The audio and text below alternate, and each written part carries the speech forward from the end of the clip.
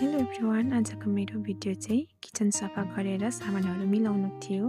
हेर्दा भिडियो छोटो भए पनि तर मलाई चाहिँ दिनैभरि लागेको थियो भन्दै आजको मेरो भिडियो सुरु हुन्छ।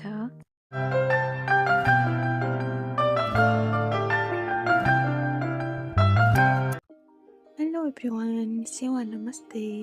सबैलाई फेरि पनि स्वागत छ मेरो नयाँ भिडियोमा। आज फेरि पनि म नयाँ भिडियो लिएर आइसकेकी छु। आज चाहिँ म मेरो किचन सफा गर्न लागेको सामानहरू हटाइरहेको छु। आज चाहिँ सबै सामानहरू निकालेर किचन सबै लिप्नु पर्यो भनेर म चाहिँ सामानहरू निकालिरहेको छु।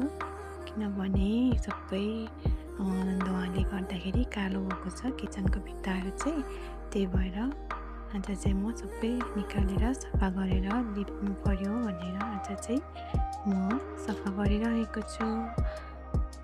अब किचन त सफा गर्नु नै पर्यो होइन। म चाहिँ अस्तिदेखि गर्छु भनिरहेको थिएँ, तर टाइमै मिलिरहेको थिएन नि त। अस्ति चाहिँ बाहिरको कामहरू गर्दै अनि आजभोलि चाहिँ एकदमै गर्मी बढिरहेको छ। दिउँसो बाहिर निस्किनै सकिँदैन, एकदमै गर्मी हुन्छ नि त। अनि आज चाहिँ किचन सफा गरेर लिपेर सबै सामानहरू सफा गरेर मिलाउँछु भनेर आज चाहिँ म एकदम जोसजागर साथ गरिरहेको छु।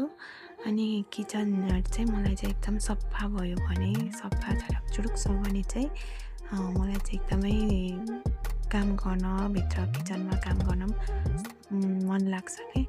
अनि सबै सामानहरू आज चाहिँ म लिपेर मिलाइरहेको छु होइन। यो त हामी छोरी मान्छेको ड्युटी नै हो नि त होइन। ड्युटी भनौँ या काम जे भए पनि हामी छोरी मान्छेले किचनमा काम नगरी हुँदैन।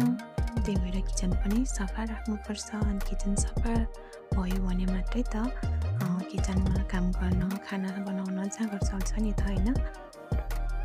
जब त्यस्तो काम गरेर के देखाएको, त्यस्तो काम त जसले नै गरिहाल्छ नि भनेर चाहिँ नभन्नु होला है। किनभने काम गरेर कसैलाई सोसल मिडियामा पोस्ट गरेर सेयर गर्नु पाउँदा पनि बेग्लै खुसी मिल्ने गर्छ नि त। मलाई चाहिँ एकदमै खुसी लाग्छ यसरी काम गरेर आफ्नो दुःख सुखको कुरा गरेर सेयर गर्नु पाउँदा चाहिँ मलाई एकदमै खुसी लाग्छ होइन। कसैलाई त्यस्तो लाग्छ है, मलाई चाहिँ एकदमै खुसी लाग्छ नि त। यसरी काम गरेर होस् या कतै हिँडेर डुलेर आफ्नो रियल लाइफमा जे छ त्यो देखाउनु पाउँदा अथवा सेयर गर्नु पाउँदा होइन, आफ्नो जीवनमा सुख दुःख, आफ्नो परिश्रम मेहनत कसैसँग सेयर गर्नु पाउँदा एकदमै खुसी त मिल्ने गर्छ जस्तो लाग्छ मलाई चाहिँ होइन। अरूलाई सबैलाई त्यस्तो लाग्छ भन्ने हुँदैन, मलाई चाहिँ एकदमै खुसी मिल्छ यसरी सेयर गर्नु पाउँदा होइन। आफ्नो मनको कुरा राख्दै लगभग अब मेरो काम पनि आजको सिद्धिन लाग्यो।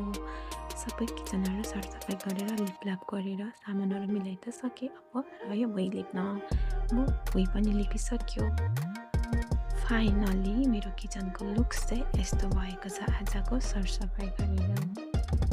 अनि आजको मेरो दिन चाहिँ यस्तै रह्यो। तपाईँहरूलाई के कस्तो लाग्यो? यदि मेरो भिडियो मन पर्यो भने लाइक सेयर सब्सक्राइब गरेर मलाई सपोर्ट गरिदिनु होला भन्दै आजको भिडियो यहीँ एन्ड गर्न चाहेँ। Thank you for watching, bye by.